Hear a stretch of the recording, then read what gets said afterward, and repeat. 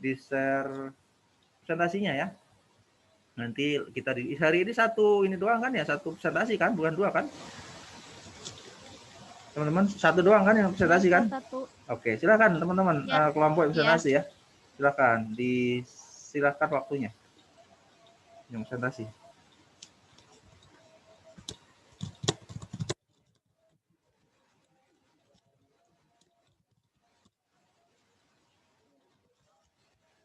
Yuk, silakan ditampilkan di layar.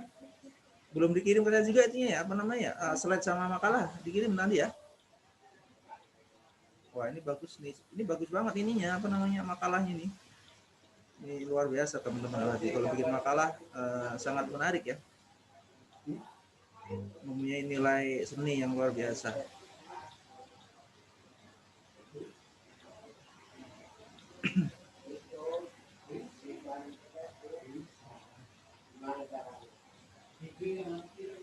Baik Ustadz, Ana mulai. Aduh, ini siapa yang berbicara? Moderator pertama. Amalia. Oke, ya, Amalia, yuk. Bismillahirrahmanirrahim. Assalamualaikum warahmatullahi wabarakatuh. Waalaikumsalam. Alhamdulillahirabbil alamin wassalatu ala nabiyyina wa ala alihi wa sahbihi ajmain. Amma ba'du. Insyaallah presentasi hari ini akan dibawakan oleh kelompok 5 dengan formasi dengan anggota Miftah Noviarti, Zahratul Jannah, Amalia Khairunisa, Sarnawati Taher, dan Kurota Ayun. Untuk Miska lagi cuti. Siapa yang cuti? Miska Haryani. Oh, yang nikah kemarin ya? Iya Ustadz. Nah, nikah kenapa harus cuti? Harusnya semangat, malas ya, mungkin ada hal lainnya ya. Aduh. Judul dari presentasi kita hari ini adalah pengertian, tujuan, dan fungsi sejarah perkembangan konstitusi dunia. Slide selanjutnya. Pengertian dari konstitusi. Menurut Kamus Besar Bahasa Indonesia (KBBI), konstitusi adalah segala ketentuan dan aturan tentang ketatanegaraan dalam kurung undang-undang dasar dan sebagainya. Konstitusi juga dapat diartikan sebagai undang-undang dasar suatu negara. Dikutip dari Ensiklopedia Britannica, konstitusi adalah badan doktrin dan praktis yang membentuk prinsip pengorganisasian fundamental negara politik. Dilansir dari kidle.co, konstitusi suatu negara atau negara bagian adalah jenis dokumen hukum khusus yang menjelaskan bagaimana pemerintahannya seharusnya bekerja.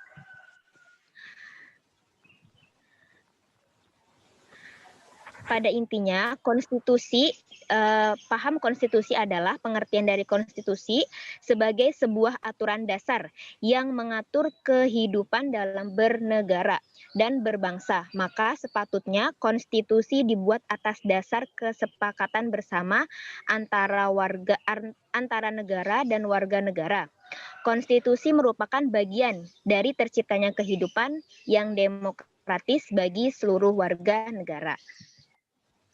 Selanjutnya, kedudukan konstitusi akan dijelaskan oleh Miftah.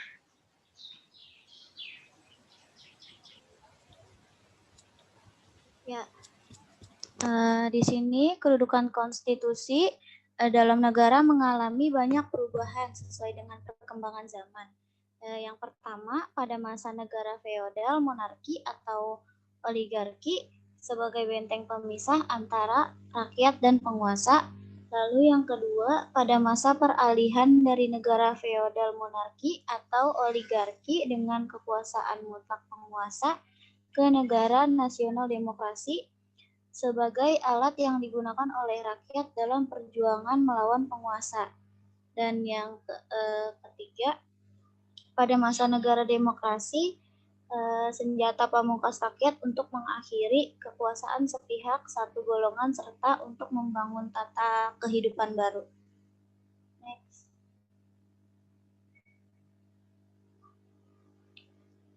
Di sini ada fungsi konstitusi. Fungsi konstitusi pada suatu negara yaitu yang pertama sebagai sumber hukum tertinggi, sebagai alat untuk membatasi kekuasaan penyelenggaraan negara. Terus yang ketiga sebagai pelindung hak asasi manusia dan kebebasan rakyat di dalam suatu negara. Yang keempat sebagai piagam lahirnya suatu negara. Yang kelima sebagai sarana untuk mengendalikan masyarakat. Yang keenam sebagai simbol persatuan rakyat suatu negara, dan yang terakhir sebagai rujukan identitas dan lambang negara. Selanjutnya akan dibacakan oleh Zahro. Selanjutnya akan dibacakan oleh Zahro. Oke, saya akan melanjutkan. Selanjutnya adalah tujuan konstitusi. Yang pertama, konstitusi bertujuan untuk memberikan pembatasan sekaligus pengawasan terhadap kekuasaan politik. Nah, jadi konstitusi yang sudah dibuat oleh aparat negara bertujuan untuk memberikan batasan. Nah, kemudian batasan tersebut sekaligus untuk memberikan pengawasan terhadap kekuasaan politik biar tidak sewenang-wenang. Kemudian yang kedua, konstitusi bertujuan untuk melepaskan kontrol kekuasaan dari penguasa sendiri. Nah, jadi di mana konstitusi tersebut juga menjadikan supaya pemerintah itu tidak mempunyai kontrol secara mutlak terhadap kekuasaan. Nah, segala sesuatu yang diatur oleh pemerintah tidak menguntungkan mereka, tetapi juga harus menguntungkan rakyatnya. Kemudian yang ketiga, konstitusi bertujuan memberikan batasan-batasan ketetapan bagi para penguasa dalam menjalankan kekuasaannya. Nah, di mana konstitusi juga bertujuan memberikan batasan supaya penguasa harus berpikir dalam bertindak menjalankan kekuasaannya. Seperti yang kita ketahui sekarang ini yang sedang diributkan tentang sebuah konstitusi, di mana aparat negara, DPR, yaitu DPR ya, kekuasaan mereka merugikan rakyat, di mana ketetapan mereka menguntungkan pihak penguasa sendiri. Nah, jadi seperti yang kita tahu bahwa tujuan konstitusi yang ada sekarang sudah menyimpang dari tujuan konstitusi yang sebenarnya. Oke, demikian itu tujuan konstitusi. Selanjutnya, sejarah konstitusi. Sebenarnya, konstitusi atau constitution berbeda dengan undang-undang dasar, dikarenakan suatu kehilafan dalam pandangan orang mengenai konstitusi pada negara-negara modern, sehingga pengertian konstitusi itu kemudian disamakan dengan undang-undang dasar. Nah, kehilafan ini disebabkan oleh pengaruh paham kodifikasi yang menghendaki agar semua peraturan hukum ditulis demi mencapai kesatuan hukum, kesederhanaan hukum, dan kepastian hukum. Begitu besar pengaruh paham kodifikasi, sehingga setiap peraturan hukum karena penting itu harus ditulis. Dan konstitusi yang ditulis itu adalah undang-undang dasar. Nah, jadi orang-orang menganggap bahwa konstitusi ini adalah undang-undang dasar, padahal berbeda. Konstitusi ini adalah peraturan, dan undang-undang itu adalah termasuk contoh konstitusi, di mana undang-undang itu adalah peraturan yang tertulis. Nah, seperti konstitusi yang lainnya juga banyak, seperti Piagam Madinah dan lain sebagainya.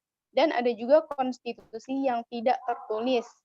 Misalnya peraturan yang sudah ditetapkan secara bersama walaupun tidak tertulis, seperti konstitusi hukum adat, itu juga termasuk konstitusi. Nah, tetapi banyak yang mengartikan bahwa konstitusi itu hanya berbentuk undang-undang dasar karena itu saja yang tertulis. Demikian, selanjutnya.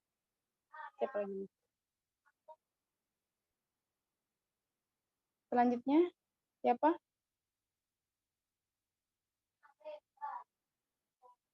Selanjutnya. Kurota Ayun. Iya, mana orangnya? Ya, ini mana ini?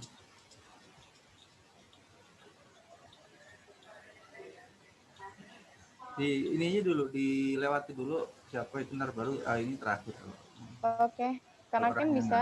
Kalau memang lagi macet kali di Jakarta Utara demo. Ini ikut demo. Sinyal. Ini masuk. Ini. Bintu Hasbi. Ada melanjutkan ini presentasinya mana? Ada Ustadz. Ayo silakan. Ini. Benar ya. Halo. Ya, silakan. Iya, Ini halo Kak Ini, halo. silakan. Ini aku yang ini kan ya, yang maju MPR. Kok ini beda ya? Slide-nya. Yang mana Kak? Yang ini aja Kak, lanjut aja. Nih, perkembangan konstitusi di Indonesia. Perkembangan konstitusi di Indonesia. Aduh.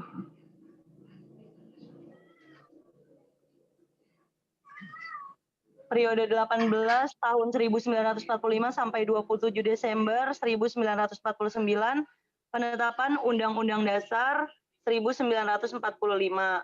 Selanjutnya periode 2027 Desember pada tahun 1949 sampai 17 Agustus 1950, yaitu penetapan konstitusi. Kok ganti-ganti gitu sih? Iya, kegeser.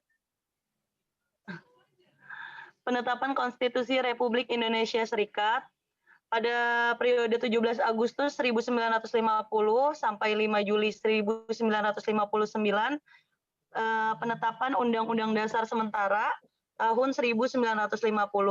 Selanjutnya periode 5 Juli 1959 sampai sekarang, yaitu penetapan berlakunya kembali Undang-Undang Dasar 1945.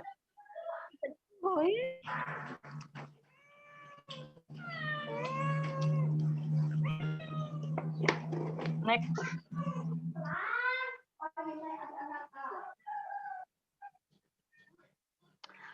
Lembaga negara pasca amandemen. Sebagai kelembagaan negara, MPR RI tidak lagi diberikan sebutan sebagai lembaga tertinggi negara dan hanya sebagai lembaga negara.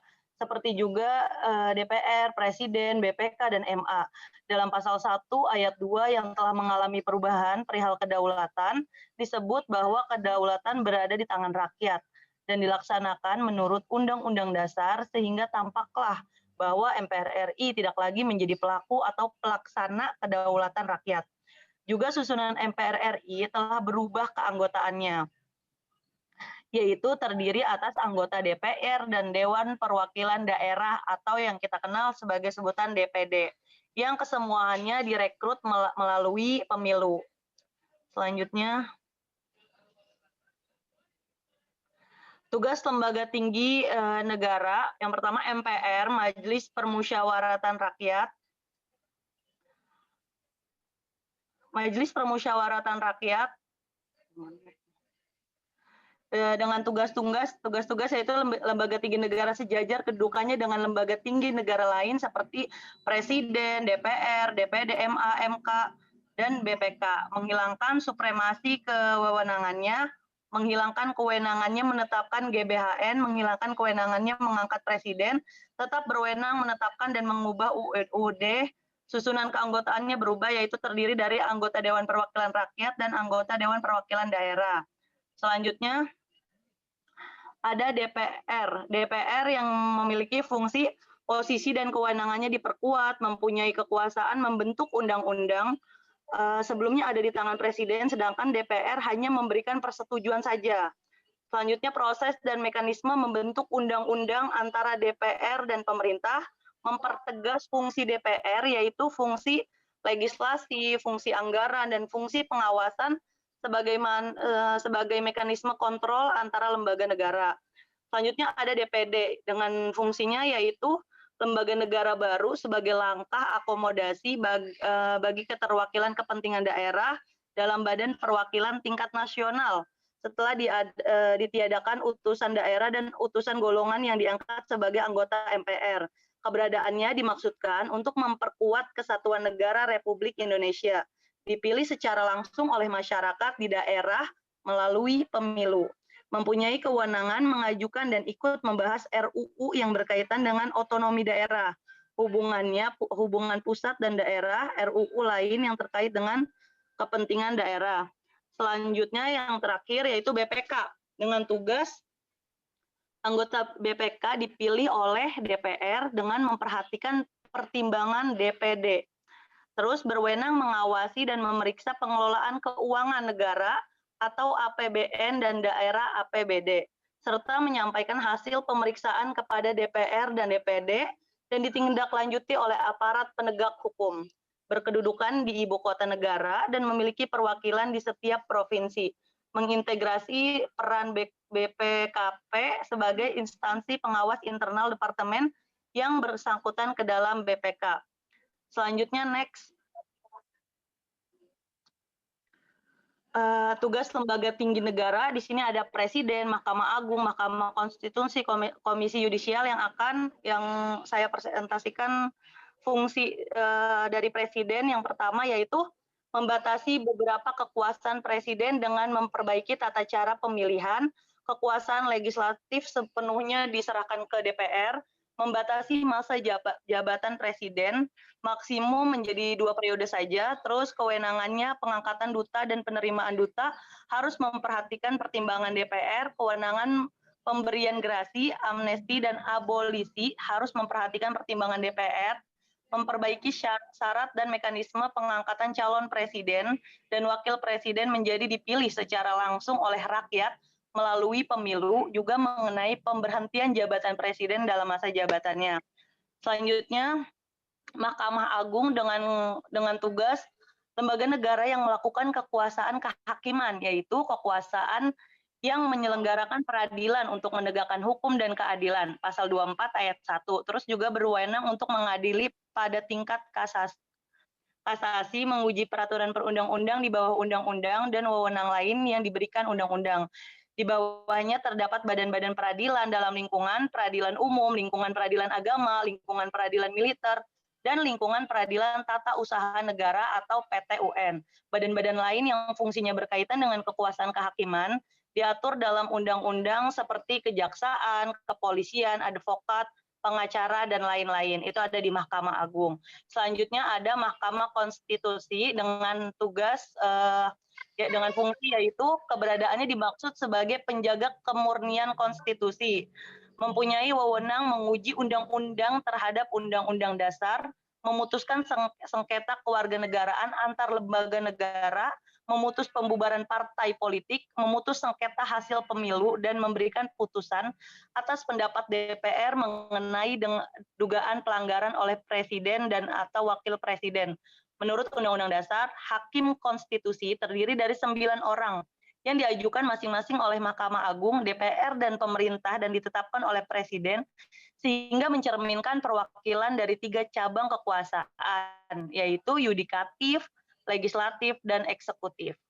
Selanjutnya ada Komisi Yudisial. Tugasnya yaitu mencalonkan Hakim Agung dan melakukan pengawasan moralitas dan kode etik para hakim. Selanjutnya, next. Sejarah konstitusi di dunia yaitu konstitusi Yunani, konstitusi Inggris, konstitusi Romawi, konstitusi Indonesia. Perlu dibacakan juga sejarahnya.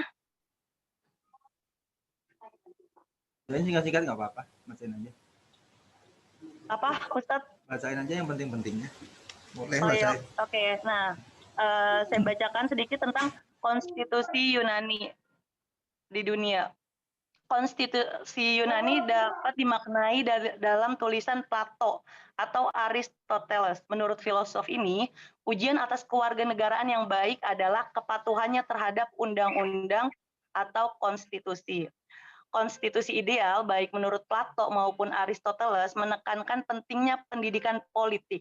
Sebab melalui warga negara yang terdidik, negara dapat dilindungi dari timbulnya anarki menurut pemikiran Plato dan Aristoteles. Anarki merupakan akibat dari ketidakkontrolan perkembangan demokrasi. Selanjutnya, konstitusi Romawi dimulai sebagai suatu perpaduan harmonis antara elemen-elemen monarki, aristokratis, dan demokratis, dan berakhir sebagai aristokratis yang tidak bertanggung jawab.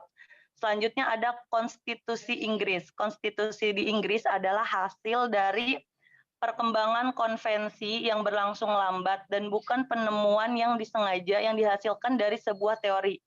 Walaupun perkembangannya bukan merupakan hasil sebuah teori atau banyak teori, konstitusi Inggris telah dijadikan titik tolak pemikiran politik yang mencirikan abad ke-17 dan abad ke-18.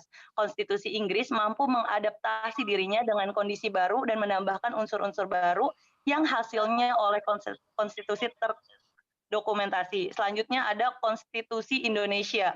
Konstitusi di Indonesia ialah Undang-Undang Dasar 1945.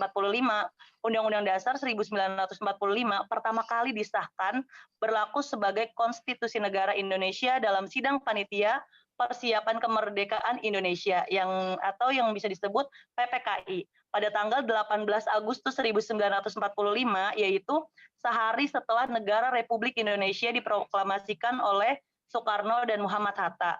Namun demikian, setelah resmi disahkan pada tanggal 18 Agustus, Undang-Undang Dasar 1945 ini tidak langsung dijadikan referensi dalam setiap pengambilan keputusan kenegaraan dan pemerintahan.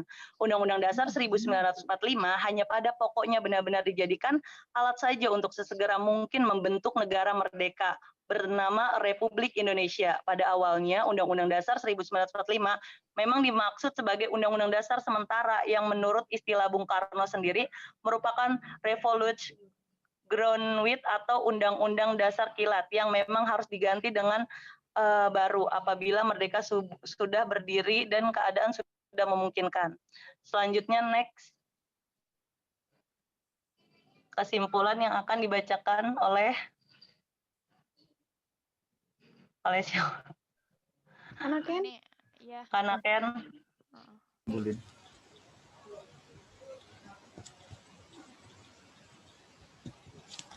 Ya, terima kasih Aini yang sudah menjelaskan poin-poin penting. Kemudian kesimpulan dari makalah ini, mulai dari pengertian konstitusi. Konstitusi adalah segala ketentuan dan aturan tentang ketatanegaraan, undang-undang dasar, dan sebagainya. Konstitusi juga dapat diartikan sebagai undang-undang dasar suatu negara. Kemudian yang kedua, sejarah konstitusi di dunia. Terdapat beberapa bagian konstitusi, yaitu konstitusi Yunani, konstitusi Romawi, konstitusi Inggris, dan konstitusi Indonesia. Kemudian fungsi dan sifat konstitusi. Adapun fungsinya adalah sebagai sumber hukum tertinggi, sebagai alat untuk membatasi kekuasaan penyelenggaraan negara, sebagai pelindung hak asasi manusia dan kebebasan rakyat di dalam suatu negara, sebagai piagam lahirnya suatu negara, sebagai sarana untuk mengendalikan masyarakat, sebagai simbol persatuan rakyat suatu negara, dan sebagai rujukan identitas dan lambang negara. Kemudian yang terakhir yaitu tujuan konstitusi. Konstitusi bertujuan untuk memberikan pembatasan sekaligus pengawasan terhadap kekuasaan politik. Konstitusi juga bertujuan untuk melepaskan kontrol kekuasaan dari penguasaan sendiri, dan konstitusi bertujuan memberikan batasan-batasan ketetapan bagi para penguasa dalam menjalankan kekuasaan. Demikian presentasi kita pada siang hari ini. Mohon kurang dan lebihnya mohon dimaafkan. Assalamualaikum warahmatullahi wabarakatuh. Waalaikumsalam warahmatullahi wabarakatuh. Amin. Sebentar teman, saya mau share share sebentar deh, tunggu sekitar 2-3 menit.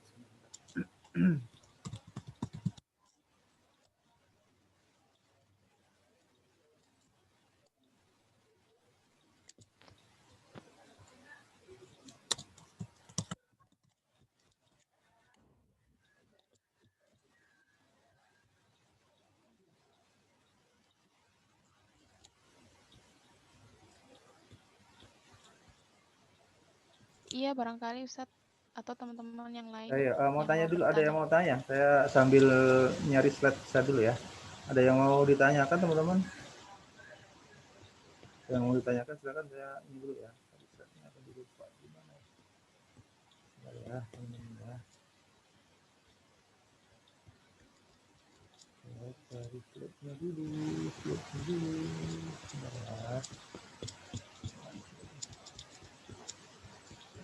Ada yang mau ditanyakan silakan sambil saya mencari slide-nya.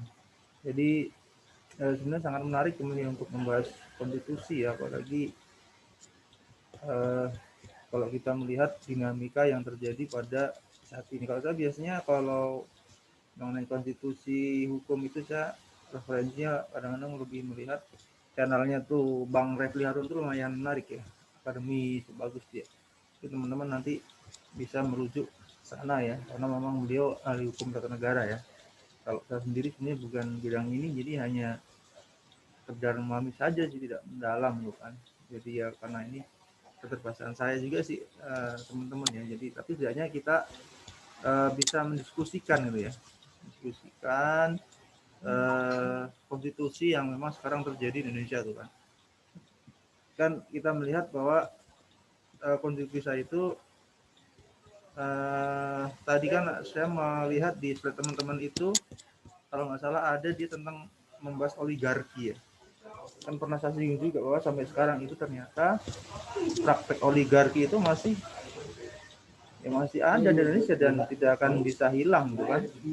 Terjadi misalnya pencalonan siapa di Solo anak Pak Jokowi, Gibran ya, kemudian menantunya yang di mana, yang di Medan, Ustaz. Medan ya, di Medan si Bobi ya.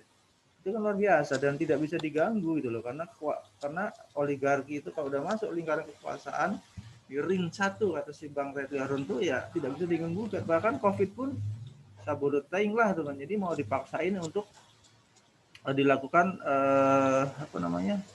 pelaksanaan pilkada gitu kan. Bahkan kemarin saya lupa melihat di mana ya, di media online yang lain. Jadi belum pilkada, terus saya udah mikir pilgub ya. Jadi mungkin arah nanti misalnya memang dia pilkada itu hanya sebagai batu lompat untuk masuk pilgub, kemudian jadi ini saya berbicara masalah bener enggak ya, beda saya hanya melihat fenomena terjadi misalnya di tujuan yang bisa dilakukan, mungkin beliau ini nanti akan lebih memilih menjadi apa, presiden gitu, seperti itu. Jadi inilah oligarki yang terjadi di Indonesia ya, bahkan di semua lini kehidupan itu ada di negara kita gitu loh, dan praktek-prakteknya itu nyata sekarang apa namanya ya, tidak bisa kita hindari. Ini yang terjadi. Konstitusi bisa luar biasa, kemudian praktek undang-undang yang sekarang apa namanya nih, Omnibus Law ya, yang sekarang lagi ngehit tuh kan, tapi justru framingnya ini menjadi saya agak sanksi ya. Gerakan massa itu hanya sesaat saja karena udah hilang kan, udah nggak ada muncul lagi kan, demo juga nggak ada lagi kan. Misalnya framing yang dibangun itu adalah yang disalahkan siapa? DPR. Sekarang pertanyaannya, DPR bisa turunkan nggak bisa. Keputusan undang-undang ini tuh bukan dari DPR. Pemerintah yang memberikan keputusan, yang mengusulkan itu. Teman-teman juga nanti bisa merujuk di apa namanya channelnya Refli Harun itu, yang membuat, yang memutuskan, yang mengusulkan undang-undang Cipta Kerja ini adalah presiden pada DPR. Nanti DPR membahas, kemudian dibalikan lagi ke presiden, diputuskanlah. Tapi kan yang di demo siapa? Kan DPR. Jadi ini ada semacam kegagalan memahami apa namanya dalam melihat sebuah konstitusi. Ini yang terjadi. Nah, sekarang kalau demo DPR, apa yang mau diturunin? Nggak bisa itu kan. Jadi hanya sekedar demo dengan berbagai massa, tapi tidak memiliki dampak terhadap kekuasaan atau rezim.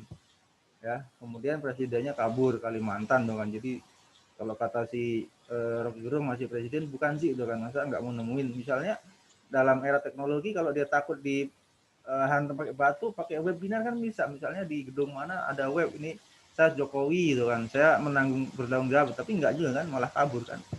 Ini terjadi sebuah sekali lagi saya tidak melihat pada individu Pak Jokowi, tapi lebih kepada praktek penerapan ya, sistem pemerintah yang terjadi gitu kan. Jadi sebenarnya zaman sekarang tuh banyak yang bisa dilakukan. Misalnya ada pendemo datang, dia harus pergi misalnya, pun kalau dia mau bisa ya setengah jam lah webinar di sana di Kalimantan, kemudian dia memberikan sebuah orasi singkat bahwa undang-undang ini seperti apa ke depan. Itu kan sikap gentleman seorang presiden ya. Kalau kata si Her Subarno Arif sama si Rocky Gerung itu di YouTube-nya, bahwa ini apa namanya ya, perilaku lama lah. Kalau ada sebuah demo itu dia akan pergi tidak mau bertemu dengan demo atau masyarakat. Ini juga masuk pada tadi pembahasan konstitusi.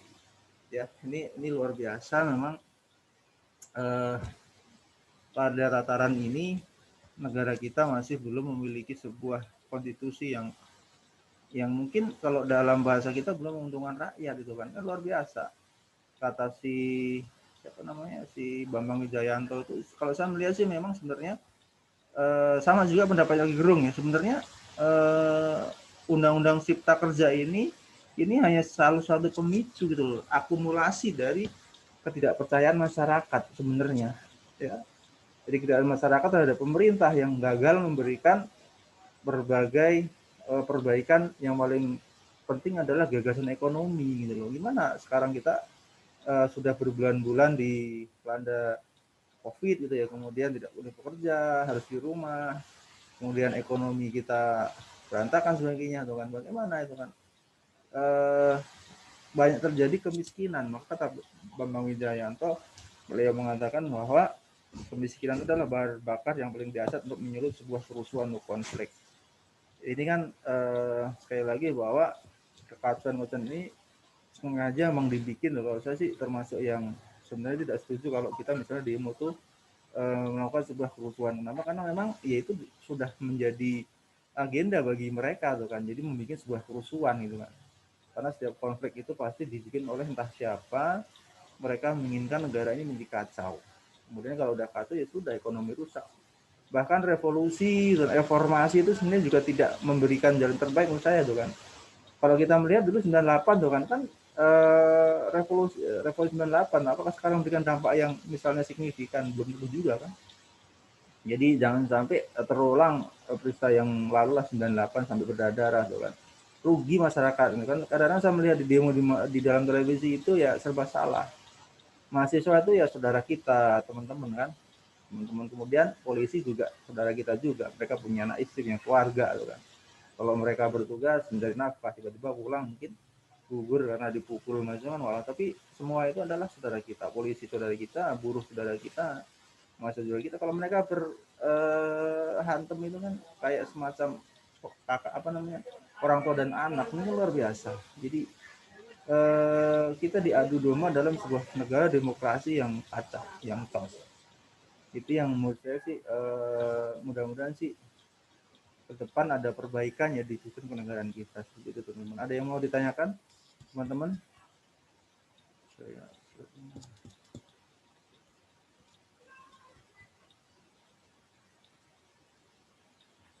Ada yang mau ditanyakan?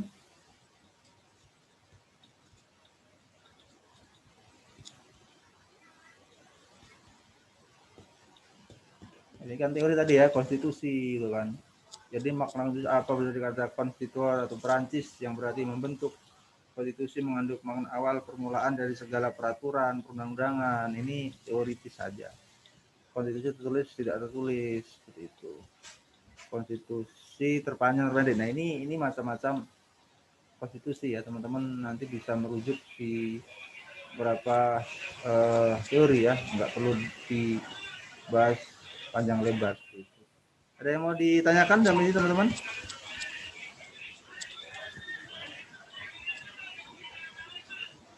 UTS tanggal berapa UTS? Tanggal 19 ya UTS ya? UTS tanggal 20. Tanggal 20. Mulainya 19 bukan? 19. Nanti apa kisi-kisinya saya kasih ya. Kisi-kisinya saya kasih nanti insya Allah ya, santai aja. Teman-teman, saya penilaiannya adalah dari sebenarnya yang paling banyak adalah dari tugas presentasi ini makalah. Nanti UTS akan saya berikan ininya namanya berapa catatan yang perlu teman-teman pelajari. Susah ya Ustadz. Enggak susah. Kisi-kisi Ustadz, jangan lupa ya. Siap. Ya, nanti akan saya saya berikan. Pilihan ganda Ustadz. Hah? Karena dari akademik itu pilihan ganda mewajibkan. Pilihan ganda. Ya, mau nggak mau harus pilihan ganda.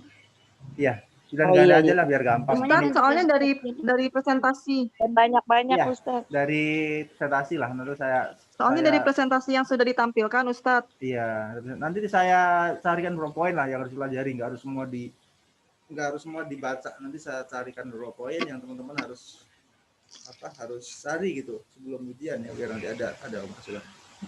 Karena sebenarnya kan enaknya ujian tuh kalau misalnya pelajaran seperti ini kan bukan isep bukan pilihan ganda tapi isep pengalaman, tapi karena memang akademik yang memiliki peraturan sudah mau nggak mau kita harus ikut pilihan ganda seperti itu. Tapi nanti saya carikan ininya, carikan poin-poin yang teman-teman harus pelajari ya. Mudah-mudahan nanti tidak mengikuti teman-teman. Intinya sih saya menilai teman-teman ini dari presentasi, kemudian dari makalah juga, kehadiran juga ya. Kehadiran itu menjadi poin utama loh kan. Jangan sampai teman-teman hadir cuma 2 atau 3 kali, bahkan tidak pernah hadir, itu kan tidak ini. Kalau teman-teman yang sudah menikah, ya diusahakan untuk tetap berusaha lah, apalagi online ya. Oh, ini ada yang mau bertanya. Suraya Turki. Ustadz mau tanya tapi di luar tema boleh. Di TikTok viral banget. Dulu.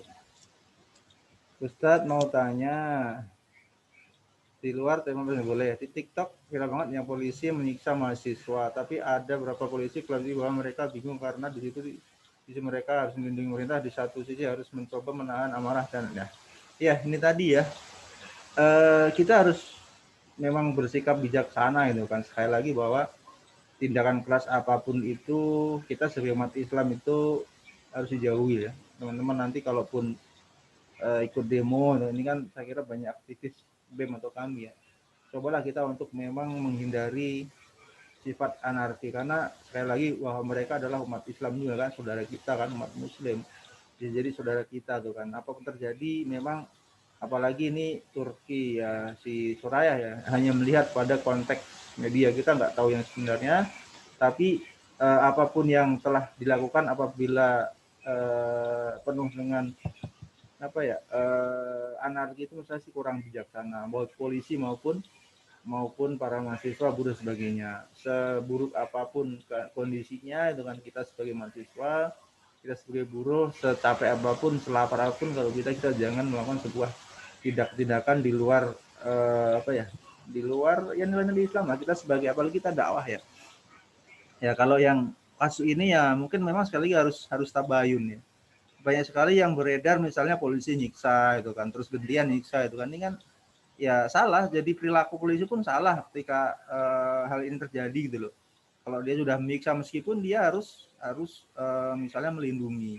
Kalau kita mau seobjektif, menang mana antara polisi dan mahasiswa? Ya menang polisi. Kenapa? Mereka bawa tameng, bawa alat kan, bawa pukulan yang gede besi lah. Mahasiswa bawa apaan? Paling batu ya kan. Coba kalau sama-sama begituan. Kan itu kalau kita mau konsep adil, tapi kita melihatnya kan objektif ya. Jadi kalau diadu ya menang polisi, mereka bawa senjata, bawa alat tameng, bawa helm lah. Kalau mahasiswa atau buruh bawa apaan? Bawa kepala doang. Kalau dipukul hancur. Nah kalau polisi ditimpa pakai batu masih ada pelindung, ya kan? Masih ada ininya kayak gitu. Kadang-kadang masih pakai water cannon sebagainya. Ya di satu sisi memang ya mungkin memang kayak tadi ya, ada suatu hal yang yang mungkin tugas, tapi sekali lagi bahwa ini kita sulit untuk menebak siapa yang salah dan benar tuh kan. Tapi sekali lagi pilihan yang sulit memang ya, polisi juga sebenarnya sulit, tapi saya kira banyak juga sih polisi-polisi yang memang dia lebih bijaksana mengambil tindakan yang tidak anarki, banyak juga itu kan. Ya termasuk sebenarnya kalau tentara itu kan, kalau dia datang juga kan nggak pernah di ini kan, justru karena mungkin dari awal itu sudah ada hal-hal yang membuat citra polisi itu buruk gitu loh. Sebenarnya kayak gitu kan. Itu yang dikualifikasi. Coba kalau tentara kan selama ini kalau dalam demo-demo yang kita lihat, kalau dia datang pun nggak bakal diapa-apain kan. Biasanya mereka juga melarainya dengan, bahkan mereka nggak bawa alat kan, tentara itu kan nggak bawa tameng gitu kan datang, tapi luar biasa. Mungkin karena selama ini citra buruk yang ada di tangan kepolisian itu yang membuat akhirnya mereka menjadi emosi ya. Jadi polisi itu hanya sebagai perpanjangan kekuasaan negara, rezim itu kan, bukan melindungi rakyat, tapi bagaimana akhirnya polisi itu melindungi kekuasaan. Itu yang terjadi, akhirnya terjadilah ya sifat-sifat yang dilarang itu kan. Sebenarnya kalau mereka mau adil ya, oke lah, ketika masa ditangkap jangan dipukul, dibawa aja tuh kan, digandeng, bawalah ke penjara. Itu lebih bijaksana itu, jangan dipukul begitu, nggak boleh juga sebenarnya dengan alasan misalnya apa tadi ini mengayomi apa nih melindungi diri juga, tapi akhirnya dia melakukan tindakan anarki tadi. Misalnya kalau ada polisi yang itu, ya kita meminta ya udah dibawa aja tuh kan. Misalnya kemarin kan ada di mana sampai polisi mau berantem karena memang mungkin dia mau melerai itu kan ya. Bagaimana agar temannya tidak anarki kayak gitu. Akhirnya kan akhirnya seperti itu. Banyak sekali hal yang dilakukan oleh polisi sendiri yang akhirnya menciderai citra buruk mereka. Sama juga mahasiswa juga banyak yang akhirnya anarki dan sebagainya. Itu mungkin jawaban dari saya untuk jawaban dari Suraya Turki. Menambahkan sedikit ya, mereka para aparat judulnya hanya betul mengenai pertanyaan dengan cara menjaga betul, tapi polisi pun untuk yang dengar langsung dari pihak umum sistemnya mereka ngelawan diri sendiri. Ya begitulah, jadi kita tuh diadu sebenarnya ya, diadu oleh rezim gitu kan. Polisi itu saudara kita, mereka punya anak istri, coba bayangkan aja ketika polisi bertugas gitu kan, dia punya anak istri, atau bayangin aja lah teman-teman suatu saat nanti memiliki suami seorang polisi, ketika bertugas tiba-tiba pulang udah benjol-benjol, gimana perasaannya? Siapa yang dibela? Apakah mahasiswa ataukah gimana kan? Seperti itu. Kita mencoba untuk ketika berada dalam posisi mereka sebagai keluarga itu kan, punya keluarga polisi, kawan polisi tiba-tiba bertugas pamit atau bahkan pulang-pulang udah nyawa udah nggak ada. Gimana perasaan sebagai seorang istri dan keluarga? Itu yang maksudnya kita bisa melihat, kita harus mengayomi ya, polisi itu saudara kita, kemudian mahasiswa pun saudara kita. Kita minta sebenarnya sih demo apapun jangan melakukan sebuah perbuatan anarki, apalagi melukai orang manusia.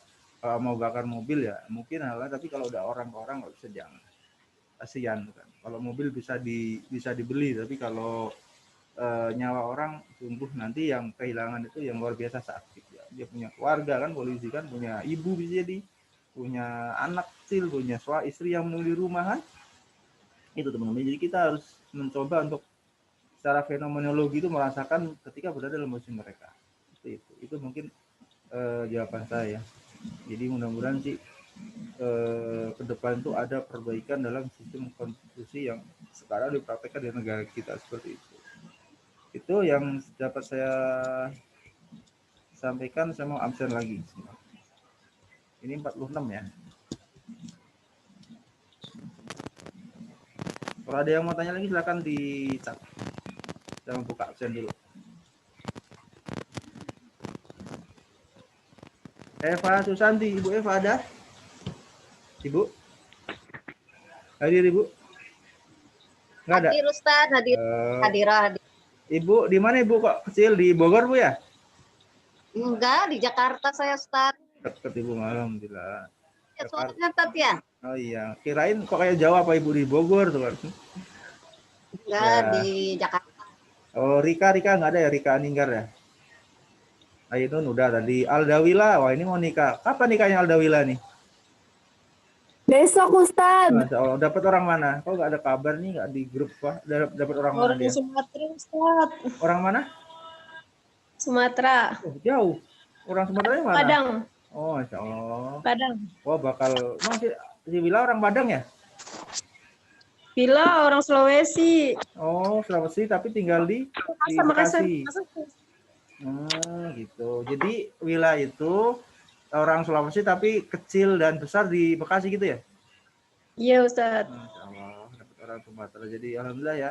Jadi banyak budaya bertukar. Jadi orang Sulawesi dapat orang Sumatera dengan luar biasa. Jadi saling bertukar identitas. Oke. Kayak Ustadz gitu ya Ustaz. Iya Ibu. Jadi anak saya ini turunannya banyak. Ya di orang Jawa, ya dia orang Sumatera, dia di Jakarta itu kan. Jadi kalau saya dulu di Jakarta Ustaz. lagi di kampung nih, bisa jemput nih Palembang. Jadi luar biasa Bu. Dulu yang kedua ini masih Jualan durian lagi dong Ustaz. Kenapa? Jualan durian lagi. Siap nanti kalau udah nggak corona ya, doain aja nanti. Amalia tadi udah, ini saya yang belum aja ya saya sebut ya. Hana Aziza nggak ada kan? Hana. Husnul. Kusnul ada? Mana Kusnul nih? Apa pulang Sulawesi? Kalimantan. Kalimantan. Bukannya, oh ya dia Kalimantan ya. Oh iya, ya Melayu bahasanya dia Kalimantan betul. Nggak ada ya, Kusnul ya? Apa udah nikah juga Kusnul? Nggak ada kabar. Belum, Ustaz. Belum. Isromiatul Jannah tadi ada. Hadir Ustadz. Kurnia Kalimantan ada. Kurnia Sukma ada kan? Novita Sari Surabaya, Surabaya Novita ya. Iya. Hai. Nurjana ada. Hadira Ustadz. Nurul Afia tadi ada ya. Hadira Ustadz. Hadira ya, Tat. Korina, Mbak Korina ada. Hadira Ustadz. Oh, udah gimana Mbak ini ya proposal udah? Belum Ustadz. Alhamdulillah ya. Jadi udah dapat ini ide ya. Iya, terima kasih Ustadz. Nah, sama-sama alhamdulillah. Sarah ada?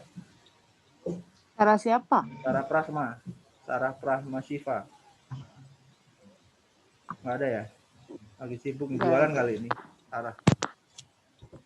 Siti Nur Harisma. Nggak ada? Hadira Ustaz. Oh, oke. Hadir itu Ustadz. Ya, udah saya hadir nih. Siti Nur Haliza. Hadira. Ada. Hadir Ustadz. Oke, siap. Siti Rahmawati. Kigen ada? BJ itu apa, Lisa? Siti Rahmawati. Nggak ada. Mas Ria. Gak kedengeran suaranya Ustadz. Oh, sekarang Hadir beneran. Ustadz. Nah. Mas Udah. Ria hadir ya. Tadi terputus suara. Hadir Siti Rahmawati. Ada Siti Rahmawati. Hadira Ustaz. Oke, terima kasih. Yakti. Ada tadi ya. Hadir Oke. Ustadz. Siva mana Siva? Siva. Hadira Ustaz. Nah, Siva, gimana kabarnya kok? Kayaknya jarang muncul lagi. Sibuk ya keluarga ya?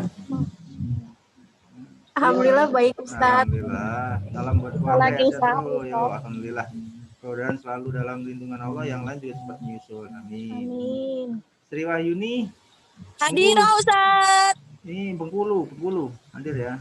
Ustadz hadir. Besok kalau pulang kirim jengkol ya 1 truk. Siap Ustadz. Ongkir ditanggung ya Ustadz. Ya, ini ongkir mah murah. Anissa Farhatul Jannah. Hadir ya? Anissa Farhatul Jannah. Laras. Nggak ada. Hadir Ustaz. Hadir. Nah, kedengeran tadi. Hadir Ustaz. Oke. Besti ada.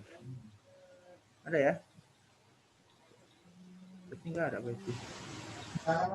Mika, Bu Mika mana? Hadir Ustadz. Hadir ya? Ada Ustadz. Oke, Besti ada tadi ya? Laras juga hadir Ustaz. Oke, siap. Laras hadir. Tadi Anissa Farhatul. Saya hadir. Siapa ini? Itu ada bayi? Bu Imas. Oh, Bu Imas. Masya Allah. Hah?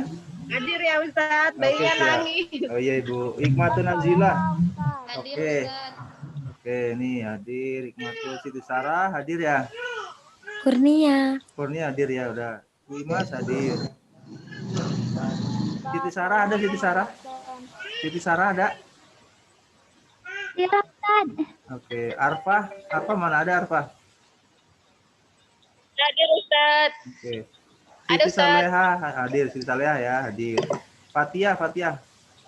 Ya, Ustadz Oke, terima kasih. hadir.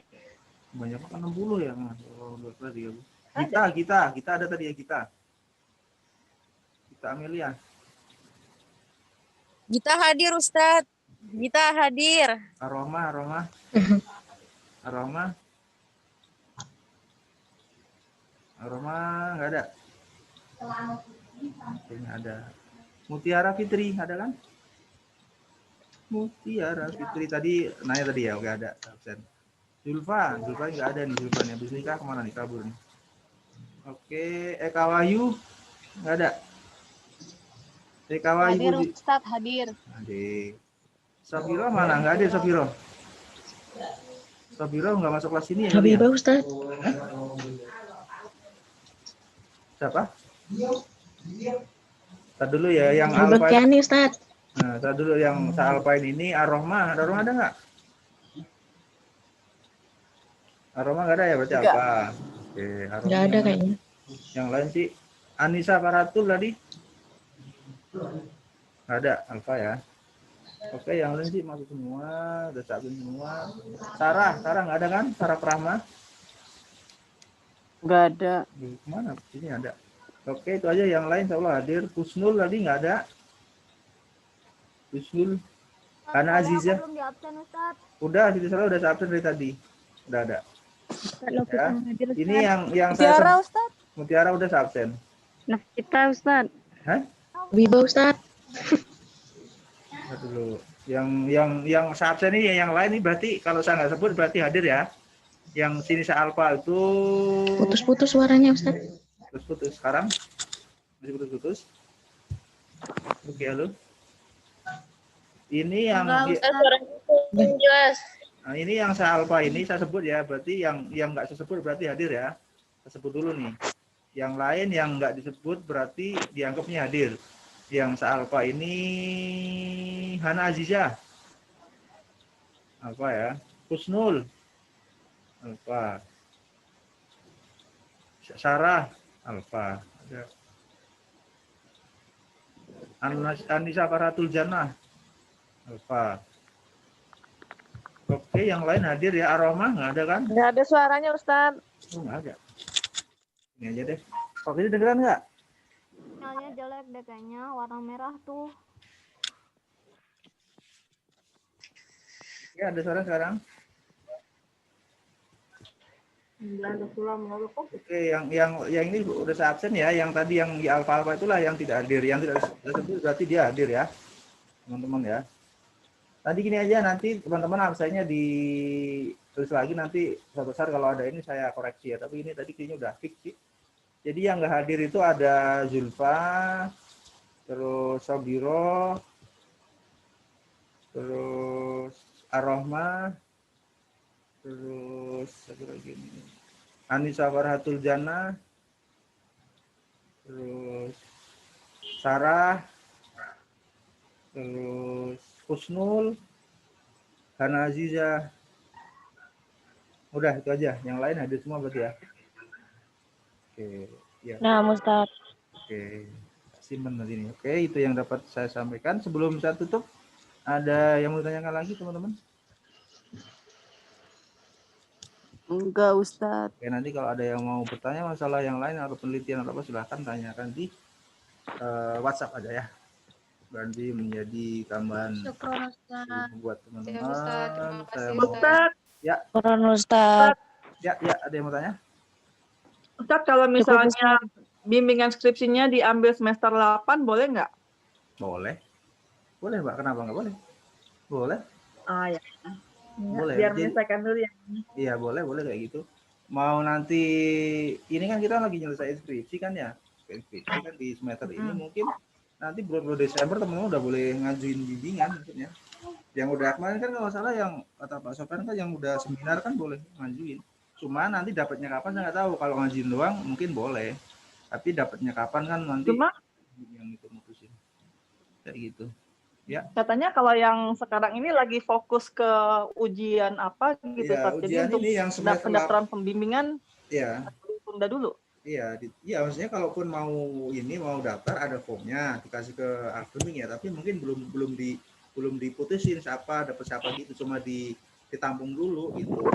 Mungkin bisa kayak gitu, cuma untuk dapatnya gitu. Ya nanti kayak gitu iya.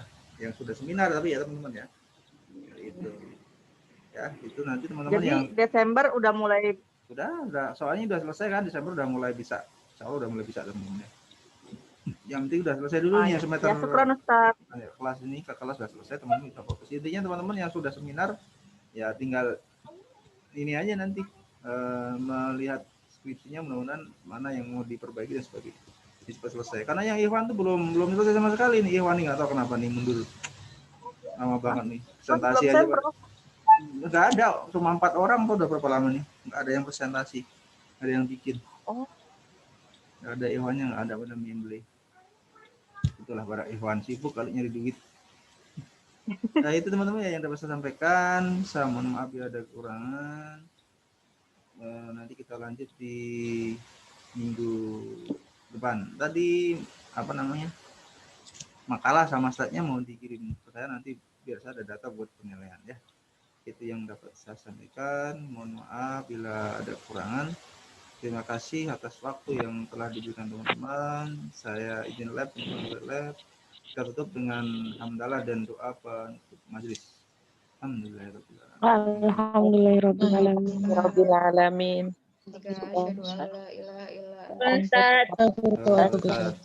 Assalamualaikum warahmatullahi wabarakatuh. Waalaikumsalam warahmatullahi wabarakatuh. Jazakallah khair, Ustaz.